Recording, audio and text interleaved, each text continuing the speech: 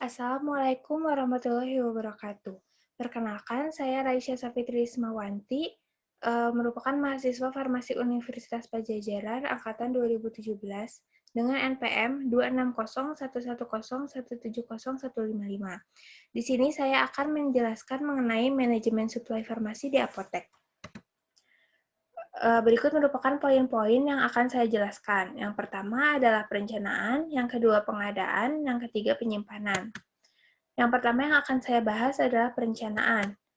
Perencanaan sediaan farmasi, alat kesehatan, dan BMHP merupakan tahap awal untuk menetapkan jenis serta jumlah sediaan farmasi, alat kesehatan, dan BMHP yang sesuai dengan kebutuhan. Berikut merupakan proses dari perencanaan. Yang pertama, persiapan dan pengumpulan data. Yang kedua, penetapan jenis dan jumlah. Yang ketiga, evaluasi perencanaan. Yang keempat, revisi RKO atau rencana kebutuhan obat. Hal ini hanya jika diperlukan saja. Dan yang terakhir adalah pengiriman RKO melalui Imonef. Poin yang terakhir ini dilakukan hanya untuk apotek yang bekerja sama dengan BPJS. Selanjutnya ada metode perhitungan kebutuhan yang dibagi menjadi 3 kelompok, yaitu metode konsumsi, metode morbiditas, dan metode kombinasi. Yang pertama adalah metode konsumsi. Metode konsumsi ini merupakan metode yang didasarkan pada analisa data konsumsi obat pada tahun sebelumnya. Dapat dihitung dengan rumus sebagai berikut. Dengan keterangan, CT adalah kebutuhan per periode waktu, CA adalah kebutuhan rata-rata per bulan, T adalah lama kebutuhan, dan SS adalah safety stock. Untuk dapat menentukan safety stock-nya sendiri, dapat dihitung dengan rumus sebagai berikut. Selanjutnya adalah kelebihan dan kekurangan. Untuk kelebihannya sendiri adalah mudah dilakukan dan data akurat, serta tidak membutuhkan data penyakit dan standar terapi. Sedangkan untuk kekurangannya adalah dapat menghabiskan banyak waktu, serta aspek medik pemakaian obat tidak bisa dipantau. Berikut merupakan contoh kasus. Pada setiap bulannya, Apotek X memerlukan obat amlodipin sebanyak 1.500 obat, dengan pembelian setiap 10 hari. Waktu tunggu pembelian obat adalah sekitar 1 hari. Akan tetapi, stok amlodipin yang masih tersedia di Apotek X tinggal 300 obat. Untuk amlodipin sendiri, harga satuannya adalah Rp7.000. Berapa anggaran yang perlu dikeluarkan oleh Apotek X untuk keperluan obat? Di sini dapat diketahui safety stoknya adalah 50. CA-nya adalah 1.500 obat, T-nya 10/30, sisa stoknya 300 obat. Untuk itu, anggaran yang perlu dikeluarkan oleh Apotek X untuk keperluan obat amlodipin adalah sebanyak Rp1.750.000. Selanjutnya adalah metode morbiditas. Metode ini untuk memperkirakan kebutuhan obat berdasarkan jumlah kehadiran pasien, kejadian penyakit yang umum terjadi, serta pola perawatan standar dari penyakit yang ada. Terdapat beberapa hal yang dapat dilakukan. Yang pertama, penentuan jumlah penduduk, kemudian penentuan jumlah kasus berdasarkan frekuensi penyakit, dan yang terakhir penyediaan standar pengobatan untuk rencana penghitung kebutuhan obat. Metode ini dapat dihitung dengan rumus sebagai berikut. Selanjutnya ada kelebihan dan kekurangan. Untuk kelebihannya sendiri adalah perkiraan kebutuhan mendekati kebenaran, standar pengobatan mendukung usaha memperbaiki pola penggunaan obat. Sedangkan untuk kekurangannya adalah butuh waktu dan tenaga yang terampil, data penyakit susah didapatkan, serta perlu pencatatan dan pelaporan yang baik. Untuk contoh kasusnya sebagai berikut. Setiap bulannya, di Apotek X menerima pasien yang menebus obat untuk luka bakar derajat 2 sebanyak 10 kali. Pengobatan standar yang biasa digunakan untuk pasien luka bakar derajat 2 diantaranya cairan Ranger Laktat sebanyak 2 labu, kasa sebanyak 2 pak, perban elastis sebanyak 2 buah, Burnazin krim atau silver sulfadiazin sebanyak 1 tub. Obat dan perban di Apotek X tinggal tersisa 3.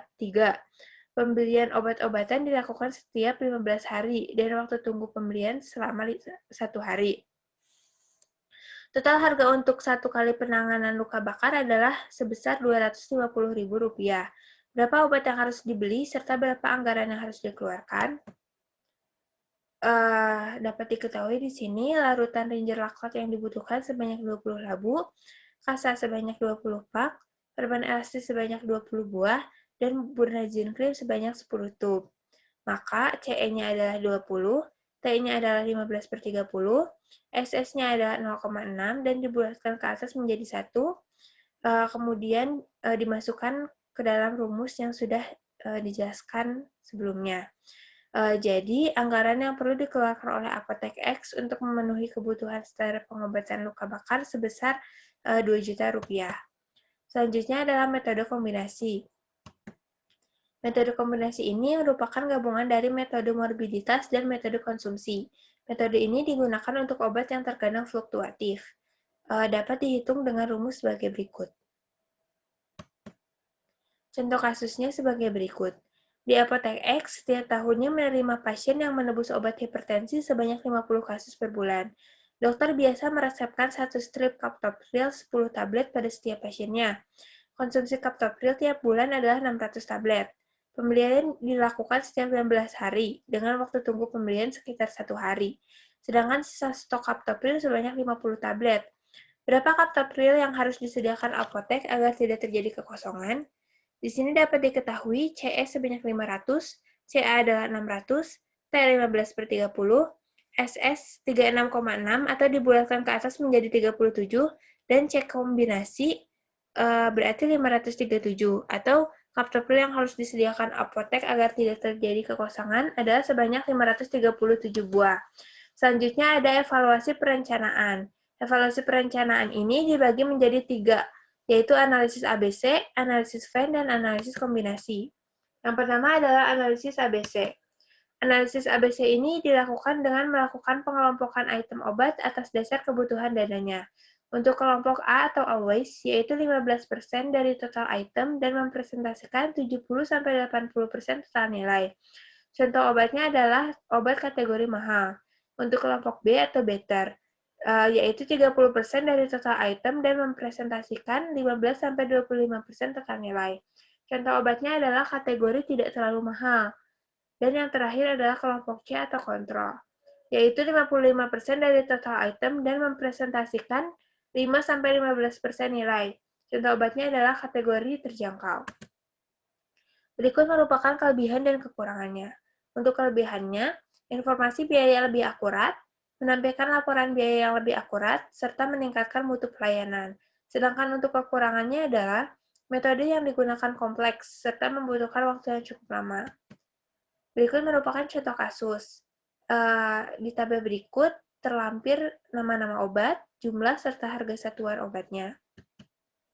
Kemudian, untuk menghitung atau mengkategorikan analisis ABC ini, pertama-tama dilakukan perhitungan jumlah dana yang diperlukan untuk masing-masing obat, dengan cara mengkalikan jumlah obat dengan harga obat.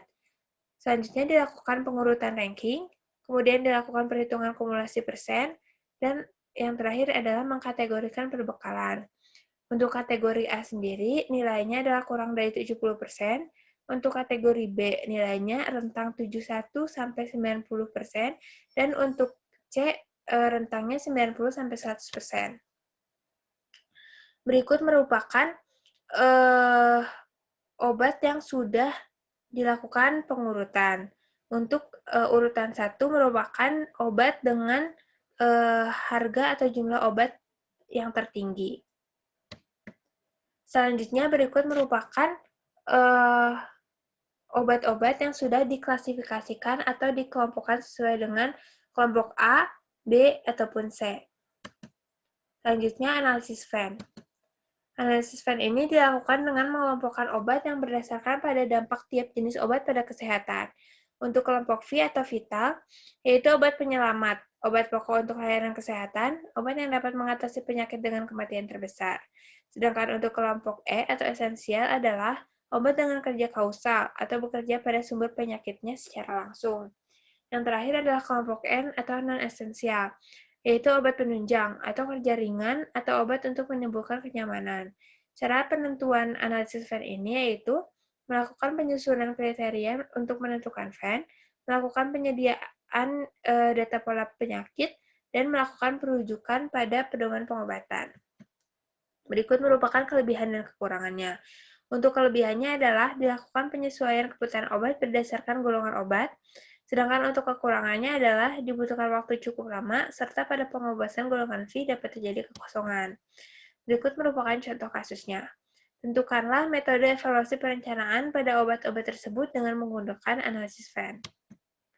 Berikut merupakan tabel dengan obat-obat yang sudah diklasifikasikan dengan V, kelompok V, kelompok E, maupun kelompok N.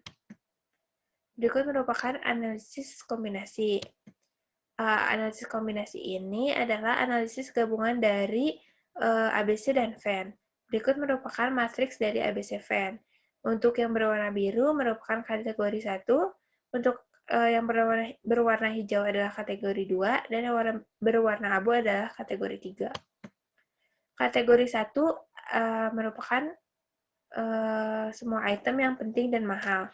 Yang termasuk dalam kategori 1 adalah AV, AE, AN, BV, dan CV. Kemudian ada kategori 2. Yang termasuk kategori 2 adalah BE, BN, dan CE. Dan yang terakhir adalah kategori 3. Mencakup kategori yang murah dan kurang prioritas dibandingkan dengan yang lainnya. Berikut merupakan contoh kasusnya. Setelah menentukan metode evaluasi perencanaan pada obat dengan analisis ABC dan Venn, dari hasil tersebut tentukan juga dengan menggunakan analisis kombinasi antara ABC Venn. Berikut merupakan tabel yang sudah mengkategorikan obat dengan ABC dan Venn. Untuk kategori 1 sendiri termasuk obat-obatannya adalah ampicillin, kloroquine, dan garam oralit. Untuk kategori 2, obat-obatannya adalah paracetamol, aspirin, dan erlamisetin. Dan yang terakhir adalah untuk kategori 3, obatnya adalah kalsium laktan dan vitamin C. Selanjutnya adalah pengadaan. Pengadaan merupakan kegiatan untuk merealisasikan kebutuhan yang telah direncanakan dan disetujui melalui pembelian. Untuk menjamin kualitas pelayanan kefarmasian, maka pengadaan sediaan farmasi, alat kesehatan, dan BMHP harus melalui jalur resmi sesuai ketentuan peraturan perundang-undangan. Hal-hal yang harus diperhatikan dalam pengadaan, diantaranya, sediaan farmasi diperoleh dari PBF yang mempunyai izin, Alkes dan BMHP diperoleh dari penyalur alat kesehatan yang memiliki izin, terjaminnya keaslian, legalitas, dan kualitas sediaan farmasi, Alkes dan BMHP yang dibeli, sediaan farmasi, Alkes dan BMHP datang tepat waktu, dokumen terkait sediaan farmasi, Alkes dan BMHP mudah ditelusuri, dan sediaan farmasi, Alkes dan BMHP lengkap sesuai perencanaan. Waktu pengadaan obat dilakukan atas kebutuhan dengan mempertimbangkan hasil analisa dari data sebagai berikut. Sisa stok dengan memperhatikan waktu, yaitu tingkat kecukupan obat serta perbekalan kesehatan, kapasitas sarana penyimpanan, serta waktu tunggu. Kemudian dokumen pengadaan. Pengadaan dilaksanakan atas surat pesanan yang ditandatangani oleh apoteker pemegang SIA dengan mencantumkan nomor SIPA. Surat pesanan dibuat sekurang-kurangnya 2 rangkap dan tidak boleh dalam bentuk faksimili dan fotokopi. 1 rangkap untuk distributor dan 1 rangkap lainnya untuk arsip. Kemudian, jika surat pesanan tidak dapat dilayani, baik sepenuhnya maupun sebagian, maka apotek meminta surat penolakan pesanan dari pemasok. Kemudian, surat pesanan narkotika dan psikotropika dibuat menjadi 3 rangkap. Dan yang terakhir, surat pesanan dapat menggunakan sistem elektronik. Selanjutnya ada pemantauan status pesanan. Apoteker perlu melakukan pemantauan status pesanan sediaan farmasi yang sudah dibuat. Pemantauan status pesanan bertujuan untuk mempercepat pengiriman, sehingga meningkatkan efisiensi. Pemantauan dapat dilakukan berdasarkan sistem Venn. Petugas apotek memantau status pesanan secara berkala, serta pemantauan dan evaluasi pesanan harus dilakukan dengan memperhatikan nama obat, satuan kemasan, jumlah obat diadakan, obat yang sudah dan belum diterima. Kemudian, pengadaan pada apotek yang bekerja sama dengan BPJS. Pengadaan obat dilaksanakan melalui e-katalog dengan tahapan. Data RKO digunakan sebagai dasar untuk melaksanakan pengadaan dan penyimpanan usulan kebutuhan obat ke Kemenkes melalui aplikasi Imonef. Apoteker melalui pembelian obat melalui e-purchasing terhadap obat yang sudah dimuat dalam sistem e-katalog sesuai dengan RKO. Dalam hal permintaan pembelian obat mengalami penolakan dari penyedia, maka apotek dapat melakukan cara lain sesuai ketentuan. Apotek melakukan kontrak jual-beli pada obat yang telah disetujui dengan distributor yang ditunjuk oleh penyedia obat farmasi. Selanjutnya, penyimpanan. Penyimpanan merupakan suatu kegiatan menyimpan dan memelihara dengan cara menempatkan perbekalan farmasi yang diterima pada tempat yang dinilai aman dari pencurian, serta gangguan fisik yang dapat merusak mutu sediaan farmasi. Aspek dari penyimpanan ini terbagi menjadi dua, yaitu adalah aspek umum dan aspek khusus. Yang pertama adalah aspek umum. Hal-hal yang perlu diperhatikan dalam aspek umum adalah tersedianya rak atau lemari yang memadai, jarak antara barang yang diletakkan di posisi tertinggi dengan langit-langit minimal 50 cm, langit-langit tidak bocor, ruangan bebas serangga dan binatang pengganggu, tersedia sistem pendingin yang dapat menjaga suhu ruang kurang dari 25 derajat Celcius, bebas banjir, tersedia lemari pendingin, tersedia alat pemantau suhu ruangan, pengeluaran obat menggunakan sistem FIFO dan FEFO. Sistem penyimpanan memperhatikan bentuk sediaan dan kelas terapi, disusun secara alfabetis, rapi serta bersih. Kemudian sediaan farmasi harus disimpan dalam mode asli pabrik. Jika dalam kondisi tertentu perlu dipindahkan, maka harus cegah adanya kontaminasi dan diberikan informasi yang jelas pada wadah baru. Harus disimpan dalam kondisi yang menjaga stabilitas bahan aktif hingga digunakan oleh pasien. Untuk menjaga kualitas, vaksin harus disimpan pada tempat dengan kendali suhu tertentu dan hanya diperuntukkan khusus menyimpan vaksin. Penanganan jika listrik padam, infeksi atau pemantauan secara berkala tempat penyimpanan, serta tempat penyimpanan obat harus selalu dipantau suhunya menggunakan termometer yang terkalibrasi. Selanjutnya adalah aspek khusus. Yang pertama adalah obat high alert. Obat high alert ini merupakan obat yang perlu diwaspadai karena dapat menyebabkan kesalahan dan beresiko tinggi menyebabkan dampak yang tidak diinginkan.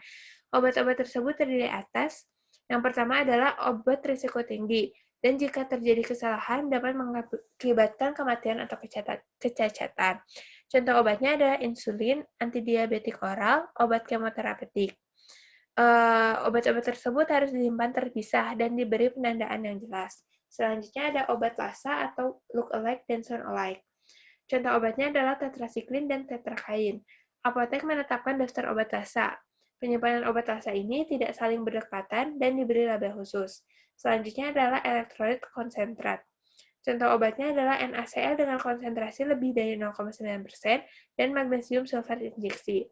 Obat tersebut harus disimpan terpisah dan diberi penandaan yang jelas. Selanjutnya adalah obat narkotika, psikotropika, dan prekursor farmasi. Tempat penyimpanan harus dapat menjaga keamanan, khasiat, dan mutu serta dilarang digunakan untuk menyimpan selain narkotika, psikotropika, dan prekursor farmasi. Apotek harus mempunyai lemari khusus dan berada dalam penguasaan apoteker. Lemari tempat penyimpanan harus mempunyai 2 buah kunci yang berbeda. Yang satu dipegang oleh apoteker dan yang satu dipegang oleh pegawai lain yang dikuasakan. Jika apoteker berhalangan hadir, dapat menguasakan kunci kepada pegawai yang lain. Dan apotek harus menyimpan prekursor farmasi dalam bentuk obat jadi di tempat penyimpanan obat yang aman berdasarkan analisis risiko. Mungkin sekian yang dapat saya sampaikan. Mohon maaf bila masih banyak kekurangan. Wassalamualaikum warahmatullahi wabarakatuh.